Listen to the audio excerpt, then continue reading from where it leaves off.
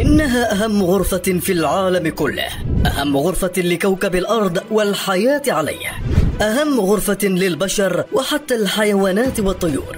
فهي الغرفة التي سنحتاجها حينما تبدأ الحرب العالمية النووية ويباد غالبية البشر من على وجه كوكب الأرض، ويسمم الهواء فيقتل المليارات من البشر والحيوانات والأسماك والطيور، أو حينما تحدث كارثة طبيعية كمذنب مرعب وقاتل سيبيد 99% من البشر، كما فعل مع الديناصورات منذ ملايين السنين.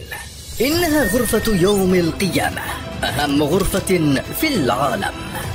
هي غرفة محصنة بشدة، وهي مخزن حبوب الأرض، فهي مخصصة لإنقاذ البشرية من الجوع وكوكب الأرض من الفناء في حال حدوث مجاعة كبرى أو كارثة عالمية.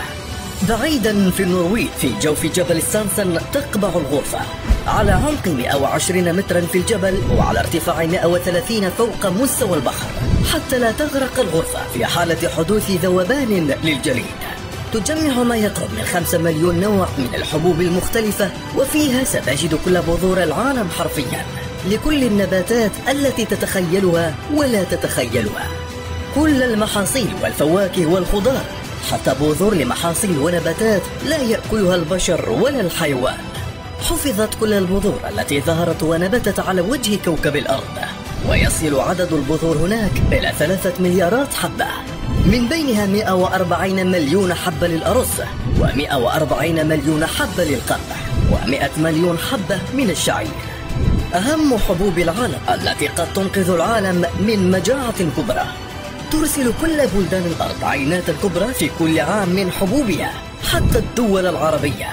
وحينما تحدث كارثة كبرى تدمر الزراعة في هذه البلدان، تقوم الدولة باستعادة حبوبها، مثل ما حدث في سوريا حينما دمر بنك الحبوب في مدينة حلب السورية، وفقدت سوريا أهم سلالات الحبوب التي كانت تعتمد عليها سوريا لتستعيد حبوبها وتنقذ قطاع الزراعة من الانهيار، وذلك بعملية استنساخ الحبوب، والتي يمكن استنساخ ملايين الحبوب بسهولة.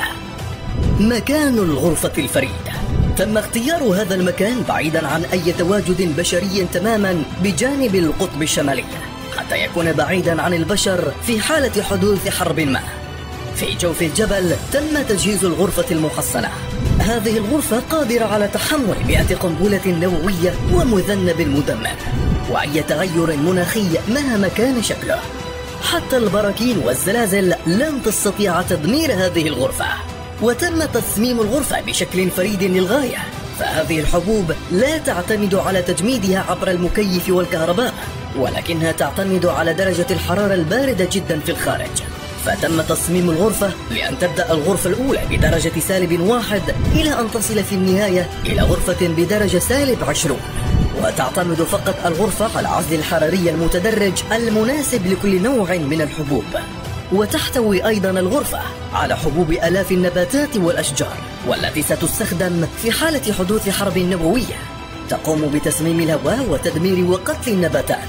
وستكون هذه النباتات والأشجار قادرة على معالجة كوكب الأرض من جديد بعد الحرب النووية المدمرة. ففي حال انهارت البشرية وبقي عدد قليل منهم يعانون، فاذهبوا فورا إلى غرفة نهاية العالم في النرويج.